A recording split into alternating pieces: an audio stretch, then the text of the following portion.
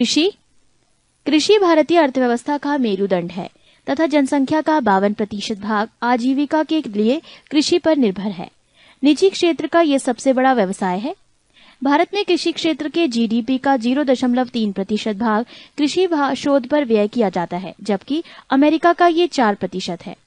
वर्ष 2009 से 2010 में कृषि का राष्ट्रीय आय में हिस्सा 14.6% है, जबकि 1950 से 51 में ये 55.4% था।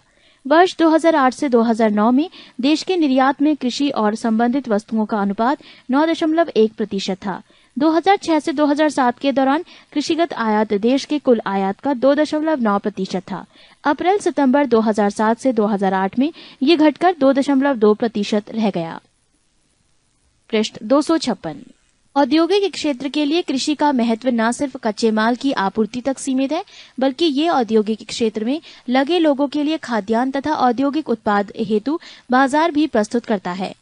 नोट: जनवरी 2004 में राष्ट्रीय किसान आयोग का गठन हुआ, जिसके प्रथम अध्यक्ष सोमपाल थे।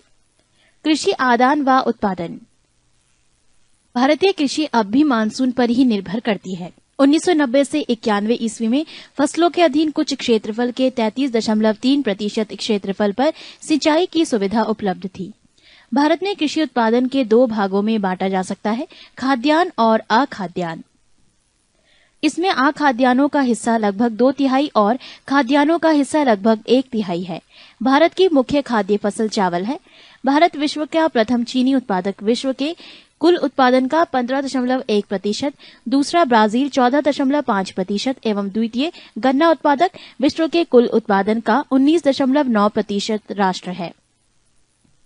चाय के उत्पादन एवं उपभोग में भारत का विश्व में प्रथम स्थान है, विश्व उत्पादन का 27%। कृषिगत उपजों में अधिकतम उत्पादन करने वाले राज्य वर्ष 2007 से 2008। चावल राज्य पश्चिम बंगाल और कुल उत्पादन का प्रतिशत 15.22%। गेहूं उत्तर प्रदेश 32.68%। मक्का आंध्र प्रदेश 19.09%। मोटा अनाज राजस्थान 17.47%। दालें महाराष्ट्र 20.46%। कुल खाद्यान्न उत्तर प्रदेश 18.24%। मूंगफली गुजरात 35.95%। सरसों राजस्थान 40.98%। सोयाबीन मध्य प्रदेश 49.95%। सनफ्लावर कर्नाटक 40.41%। समस्त तिलहन मध्य प्रदेश 21.34%।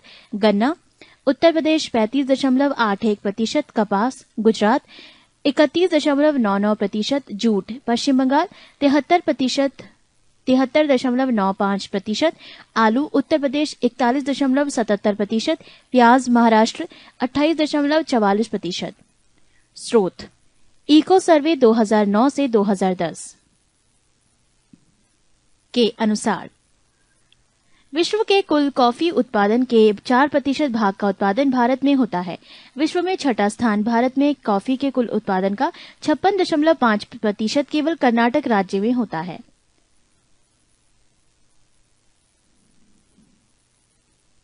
भारत में गेहूं का सर्वाधिक उत्पादन उत्तर प्रदेश में होता है। दूसरे तथा तीसरे स्थान पर क्रमशः पंजाब व हरियाणा है। चावल का सर्वाधिक उत्पादन करने वाला राज्य पश्चिम बंगाल है। दूसरे तथा तीसरे स्थान पर क्रमशः उत्तर प्रदेश तथा पंजाब है। राष्ट्रीय कृषि बीमा योजना अक्टूबर 1999 ईस्वी से लागू किया गया है। भूमि सुधार के अंतर्गत मुख्यतः 3 प्रकार के कदम उठाए गए हैं: मध्यस्थों का उन्मूलन, 2 काश्तकारी सुधार और 3 कृषि का पुनर्गठन। पहली पंचवर्षीय योजनाओं की समाप्ति तक देश में मध्यस्थों का उन्मूलन छोटे छोटे क्षेत्रों को छोड़कर किया जा चुका था। भारत में कृषिगत उत्पादन मिलियन टन। चावल 2007 से 2008 में 96.69%, 2008 से 2009 लक्ष्य 97%, 2008 से 2009 चौथा अग्रिम अनुमान 99.15। गेहूं का 2007 से 2008 में 78.57, 2008 से 2009 लक्ष्य 78.50, 2008 से 2009 चौथा अग्रिम अनुमान 80.58।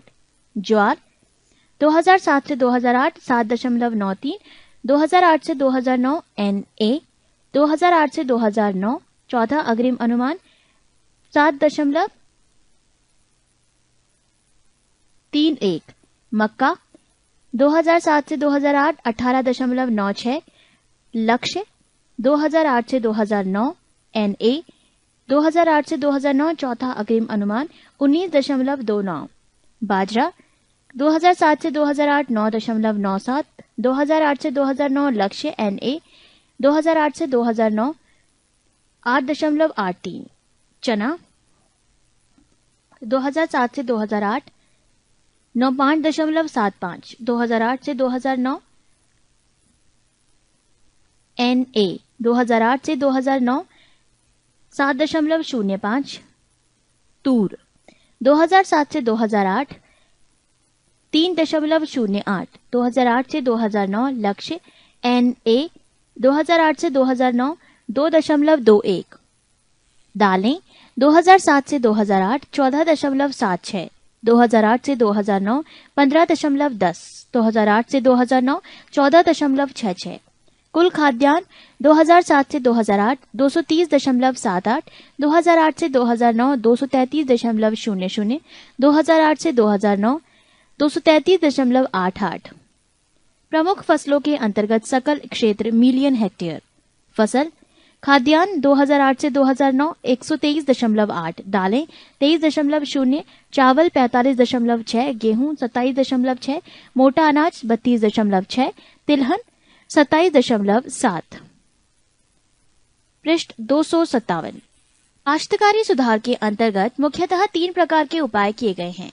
1 लगान का नियमन, 2 काश्त अधिकार की सुरक्षा तथा 3 काश्तकारों को भूमि का मालिकाना अधिकार। कृषि के पुनर्गठन के अंतर्गत मुख्यतः 2 प्रकार के उपाय 1 जोतों की सीमाबंदी तथा 2 जोतों की चकबंदी किए गए हैं। जोतों की सीमाबंदी जोत का वो महत्तम क्षेत्रफल है जो राज्य के कानून द्वारा निर्धारित किया जाता है तथा जिससे अधिक जोत का होना अवैध माना जाता है।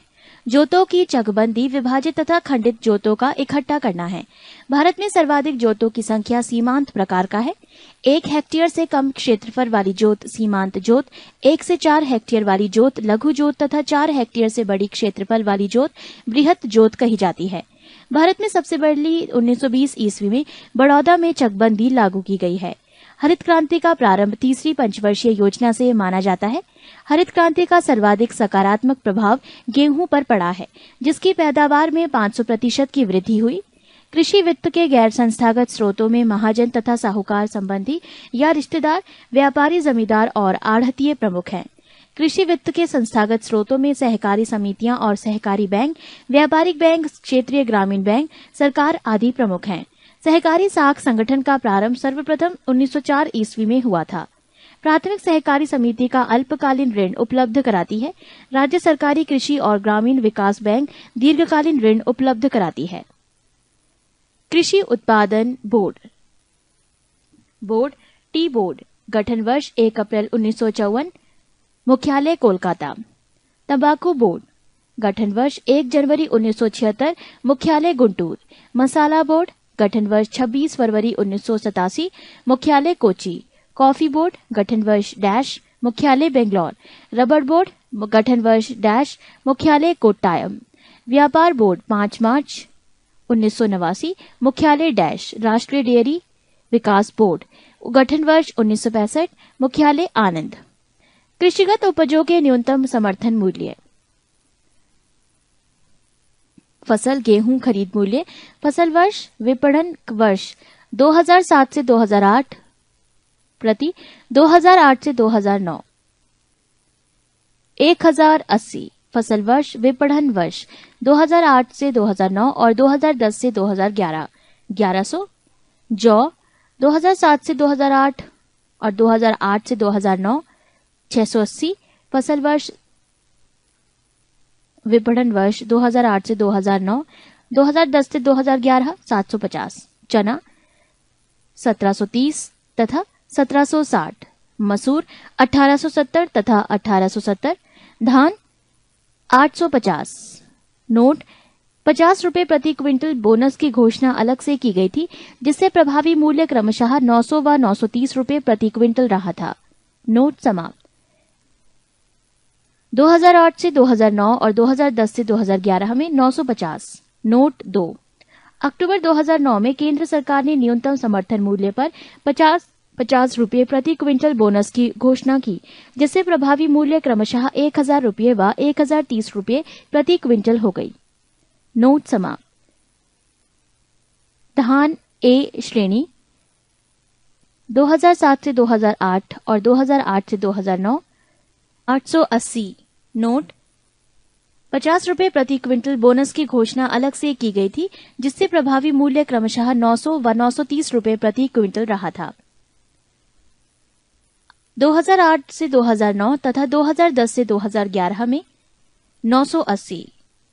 नोट अक्टूबर 2009 में केंद्र सरकार ने न्यूनतम समर्थन मूल्य पर 50-50 रुपये प्रति क्विंटल बोनस की घोषणा की, जिससे प्रभावी मूल्य क्रमशः 1000 रुपये व 1030 रुपये प्रति क्विंटल हो गई। नोट समाप्त।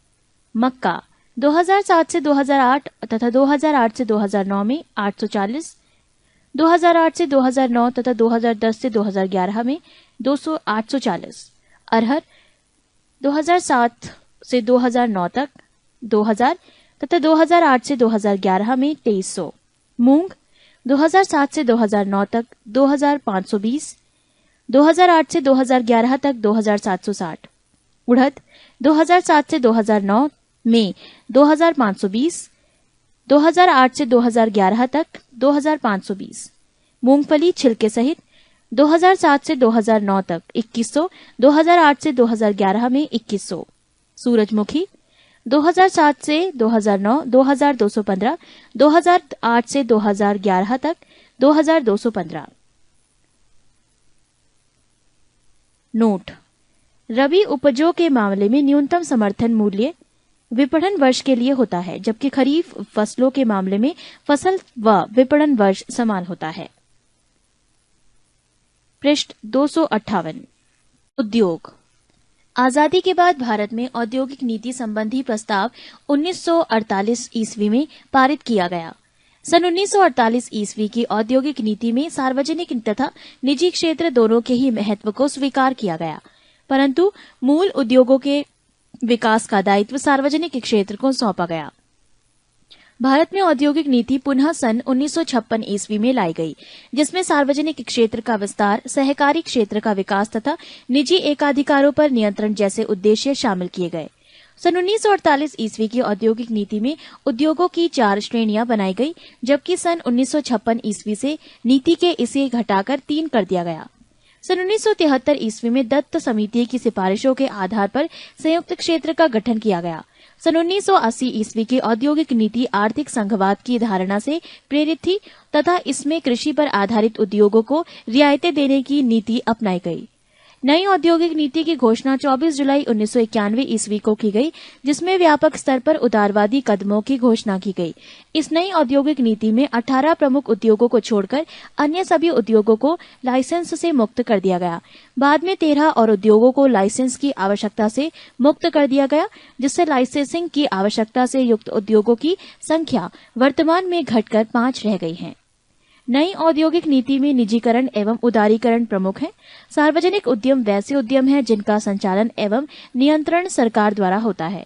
अप्रैल 2010 में नवरत्न का दर्जा प्राप्त करने वाली कंपनियों की कुल संख्या 20 है। 1997 में ये दर्जा मूलतः 9 कंपनियों के लिए ही सृजित किया गया था। लाइसेंसिंग की आवश्यकता से युक्त उद्योग: 1. अल्कोहल युक्त पेयों का आस्वादन एवं इनमें शराब बनाना। 2. तंबाकू के सिगार एवं सिगरेटें तथा विनिर्मित तंबाकू के अन्य विकल्प। 3. इलेक्ट्रॉनिक, एरोस्पेस तथा रक्षा उपकरण सभी प्रकार के हैं। 4. Detonating fuse, safety fuse, gun powder, nitrocellulose तथा माचिस सहित औद्योगिक विस्फोटक सामग्री। 5. खतरनाक रसायन। और अब नवरत्न का दर्जा प्राप्त कंपनियां: 1. भारत हेवी इलेक्ट्रिकल्स लिमिटेड भेल, स्थापना वर्ष 1950, मुख्यालय नई Delhi. 2. Bharat petroleum corporation limited BPCL, स्थापना वर्ष 1976, मुख्यालय Mumbai. 3. Hindustan petroleum corporation limited HPCL, स्थापना वर्ष 1976, मुंबई। 4. भारतीय तेल निगम आईओसी, स्थापना वर्ष 1964, मुख्यालय नई दिल्ली। 5 महानगर टेलीफोन निगम लिमिटेड MTNL 1986 नई दिल्ली, तेल एवं प्राकृतिक गैस निगम ONGC 1956 देहरादून, राष्ट्रीय ताप विद्युत निगम NTPC 1975 नई दिल्ली, भारतीय इस्पात प्राधिकरण लिमिटेड सेल 1974 नई दिल्ली, भारतीय गैस प्राधिकरण limited GAIL 1984 New Delhi, Bharat electronics limited BEL 1954 Bangalore, Hindustan aeronautics limited HAL 1940 Bangalore, power finance corporation PFC 1986 New Delhi, Rashtriya Khanij Vikas Nigam NMDC 1950 Hyderabad, power grid corporation of India limited PGCIL 1989 नई दिल्ली, ग्रामीण विद्युतीकरण निगम limited REC 1969 New Delhi, national aluminium company NALCO 1981 Orissa, Bharatiya Nauvahan Nigam SCI 1961 Mumbai, coal India limited CIL 1975 Kolkata, Rashtriya Ispat Nigam limited RINL 1982 Visakhapatnam, oil India limited oil स्थापना वर्ष 1959, मुख्यालय डुलियाजन। पृष्ठ 259। नवरत्न का दर्जा प्राप्त हो जाने से कंपनियों को ज्यादा प्रशासनिक और वित्तीय सहायता मिलती है। ये कंपनियां सरकार की अनुमति के बगैर देश में या विदेश में संयुक्त उद्यम लगा सकती है और उनमें अपनी नेटवर्थ के 15% तक निवेश कर सकती है।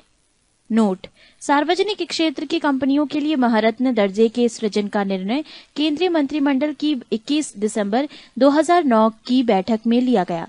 ये दर्जा उन्हीं कंपनियों को मिलेगा जिन्होंने पिछले 3 वर्षों में औसतन 5,000 करोड़ रुपए का शुद्ध मुनाफा कमाया हो। साथ ही इनका 3 वर्षों में इनका औसत सालाना टर्नओवर 25,000 करोड़ रुपए का हो सकता है तथा इस अवधि में इन कंपनियों का नेटवर्थ भी औसतन 15,000 करोड़ रुपए रहा हो। इसके साथ ही कंपनी के पास नवरत्न का दर्जा हो और कंपनी का विदेश में भी कारोबार हो। 20/5/2010 को भारत सरकार में निम्न 4 सार्वजनिक उपक्रमों को महारत्न का दर्जा प्रदान किया गया है। 1. राष्ट्रीय ताप विद्युत निगम NTPC, 2. तेल एवं प्राकृतिक गैस निगम ONGC, 3. भारतीय राष्ट्रीय इस्पात प्राधिकरण लिमिटेड सेल, 4. भारतीय तेल निगम IOC।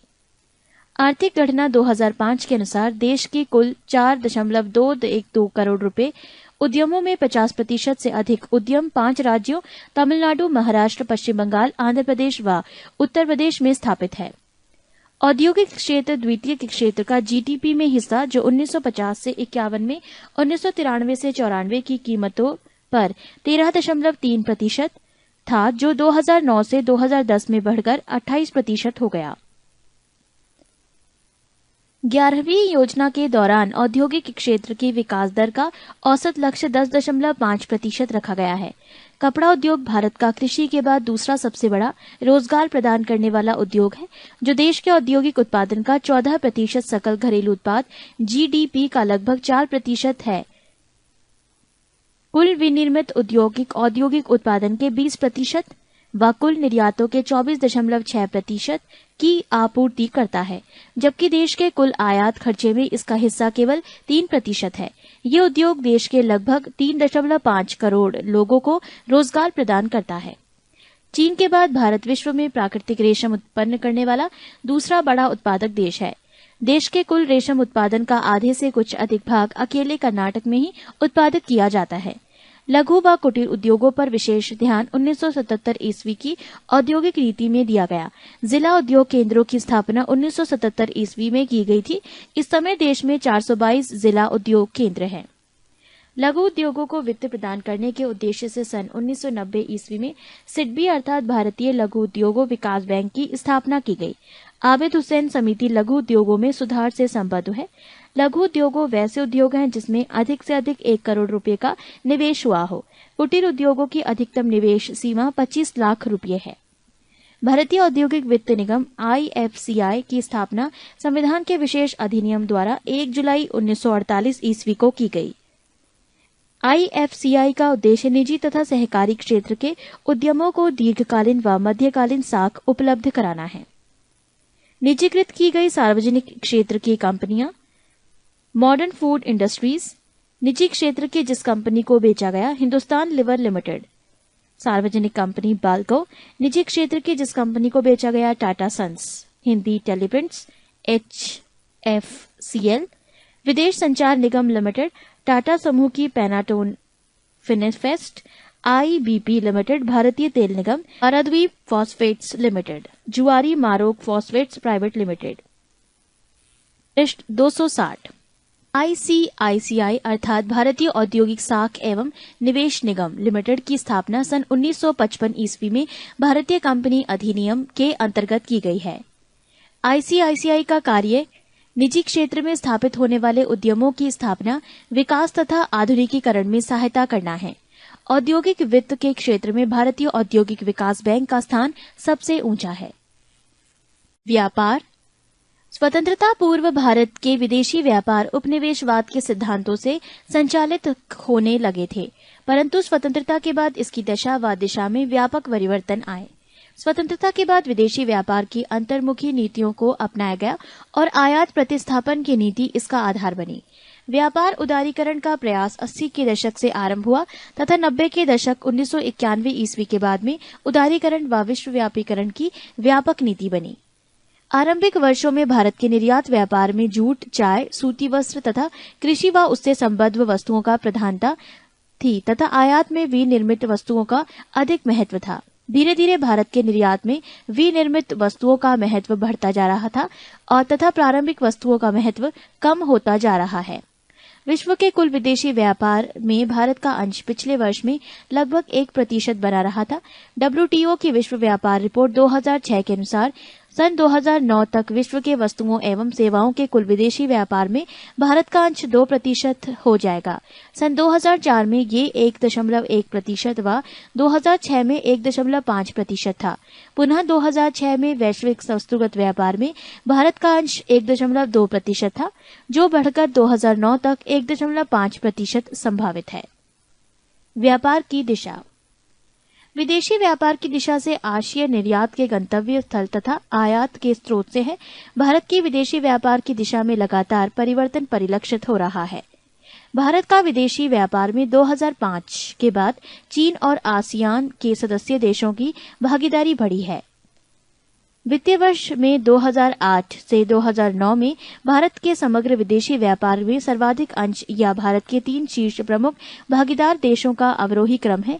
UAE 9.8%, चीन 8.6% एवं संयुक्त राज्य अमेरिका 8.2%।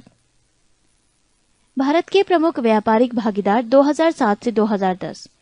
कुल व्यापार निर्यात धन आयात में प्रतिशत हिस्सा। 1. UAE 2007 से 2008 में 7.0, 2008 से 2009 में 9.8, 9 से 10 में अप्रैल और सितंबर 9.2। 2 चीन 7 से 8 में 9.2, 8 से 9 में 8.6, 9 से 10 में 9.4। 3 अमेरिका 7 से 8 में 10.1, 8 से 9 में 8.2, 9 से 10 में 8.1। 4 सऊदी अरब 7 से 8 में 5.6, 8 से 9 में 5.1, 9 से 10 में 4.4।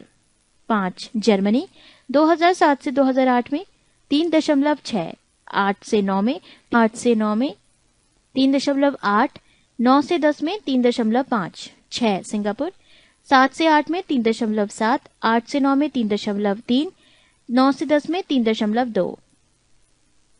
ईरान 3.1, 7 से 8 में 8 से 9 में 3.0, 9 से 10 में 3.3।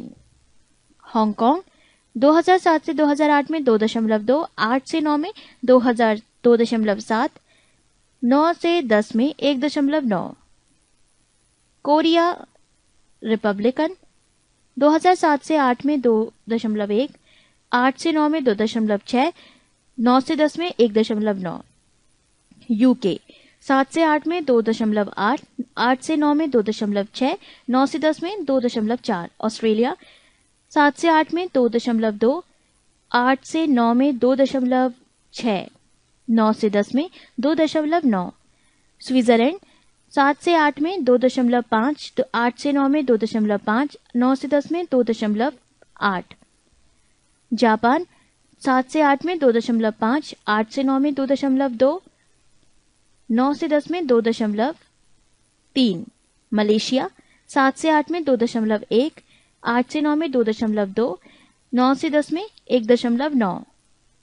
15 नाइजीरिया, 2007 से 8 में 2.1, 8 से 9 में 2.1, 2009 से 2010 में 1.9। योग 2007 से 2008 में 60.7, 2008 से 2009 में 61.3 तथा 2009 से 2010 अप्रैल और सितंबर तक 59.6। ये थे भारत के प्रमुख व्यापारिक भागीदार 2007 से 2010 तक। 2008 से 2009 में भारत विश्व परिणय व्यापार में 31वां प्रमुख निर्यातक तथा 24वां प्रमुख आयातक है। निर्यात व आयात दोनों में ही ऋणात्मक वृद्धियों के चलते पूरे वित्तीय वर्ष 2008 से 2009 में निर्यातों में डॉलर मूल्य केवल 13.6% की ही वृद्धि दर्ज की गई है, जबकि आयातों में वृद्धि 20.7% रही। 2008 से 2009 के दौरान रत्नों व आभूषणों के निर्यात में डॉलर मूल्य में 42.1% की वृद्धि दर्ज की गई है। 2008 से 2009 में रत्नों व आभूषणों का सर्वाधिक 31% निर्यात संयुक्त अरब अमीरात UAE को किया गया, जबकि दूसरा व तीसरा स्थान क्रमशः हांगकांग 25% व अमेरिका 20% का रहा है। पृष्ठ 261। 2008 से 2009 में वस्तुओं की निर्यात में सर्वाधिक हिस्सेदारी 66.4% विनिर्मित वस्तुओं का रहा है। 2008 से 2009 में वस्तुओं की आयात में सर्वाधिक हिस्सेदारी 33.4% ईंधन, पेट्रोल, तेल, स्नेहक एवं कोयला का रहा है। 2008 से 2009 में संयुक्त राज्य अमेरिका भारत के निर्यातों का अकेला सबसे बड़ा खरीदार कुल निर्यात का 15.5% रहा। भुगतान संतुलन की स्थिति। भुगतान संतुलन का तात्पर्य किसी देश का अन्य देश के निवासियों के साथ 1 वर्ष की अवधि में समस्त लेन देन होता है। भुगतान संतुलन खाते के 2 भाग होते हैं, चालू खाता करंट अकाउंट व पूंजी खाता कैपिटल अकाउंट। चालू खाता के अंतर्गत वस्तुगत व्यापार, आयात, धन निर्यात के साथ साथ अदृश्य मदों, बीमा, परिवहन, पर्यटन, उपहार आदि की लेनदारियों व देनदारियों को सम्मिलित किया जाता है। हस्तांतरण पूंजी खाते में पूंजीगत लेन देन, ऋणों की प्राप्तियां व अदायगियां, करेंसी, लदान, स्वर्ण हस्तांतरण आदि की प्रविष्टियां की जाती हैं। अर्थव्यवस्था की सुदृढ़ता की स्थिति जानने के लिए चालू खाते का संतुलन अत्यधिक महत्वपूर्ण होता है। भारत का व्यापार संतुलन निरंतर प्रतिकूल बने रहने के कारण चालू खाते में घाटे की स्थिति निरंतर बनी हुई है। 2008 से 2009 में ये GDP का -2.5% था। भुगतान संतुलन में सुधार हेतु रिजर्व बैंक द्वारा 19 अगस्त 1944 को रुपये को चालू खाते में पूर्ण परिवर्तनीय घोषित कर दिया गया। पूंजी खाते में रुपये की पूर्ण परिवर्तनीयता हेतु एस तारापोर समिति का गठन किया गया है। व्यापारिक संगठन। अंतर्राष्ट्रीय मुद्रा कोष IMF की स्थापना 27 दिसंबर 1965 ईस्वी में ब्रेटन वुड्स सम्मेलन के निर्णय के आधार पर किया गया तथा इसका कार्य 1 मार्च 1947 ईस्वी में शुरू हुआ। इसमें मार्च 2010 ईस्वी में कुल 186 राष्ट्रीय सदस्य थे। नवीनतम सदस्य देश कोसोवो है। IMF का कार्य सदस्य राष्ट्रों के मध्य वित्तीय और आर्थिक सहयोग को बढ़ावा देना तथा विश्व व्यापार का संतुलित विस्तार करना है। IBRD अर्थात पुनर्निर्माण एवं विकास के लिए अंतर्राष्ट्रीय बैंक की स्थापना सन 1945 ईस्वी में हुई। मार्च 2010 में इसके सदस्य देशों की संख्या 186 है। IBRD को ही अन्य संस्थाओं के साथ मिलाकर विश्व बैंक, वर्ल्ड बैंक के नाम से पुकारा जाता है।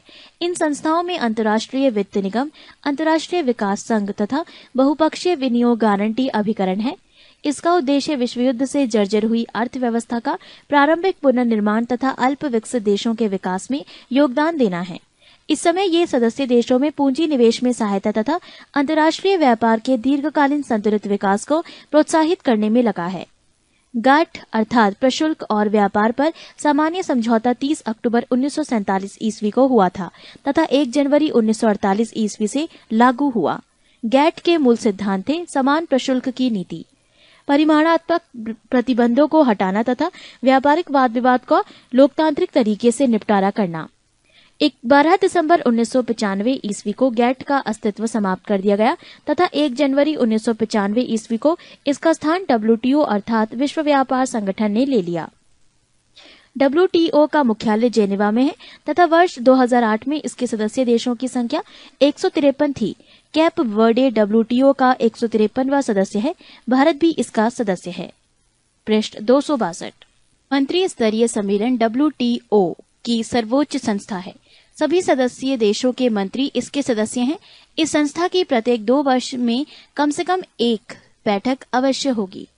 आयात निर्यात के लिए वित्त अव्यवस्था हेतु भारत में शिखर संस्था निर्यात आयात बैंक एक्जिम बैंक है। इसकी स्थापना 1 जनवरी 1982 को की गई थी। भारत में प्रतिभूति मुद्रण एवं सिक्कों का उत्पादन। 1. India security press, Nashik, Maharashtra. Nashik road स्थित भारत प्रतिभूति मुद्रालय में डाक संबंधी लेखन सामग्री, डाक एवं डाक भिन्न टिकटों, अदालती एवं गैर अदालती स्टाम्पों, बैंकों के चेकों, बॉन्डों, राष्ट्रीय बचत पत्रों, पोस्टल ऑर्डर, पासपोर्ट, इंदिरा विकास निगमों आदि के प्रतिभूति पत्रों की छपाई की जाती है।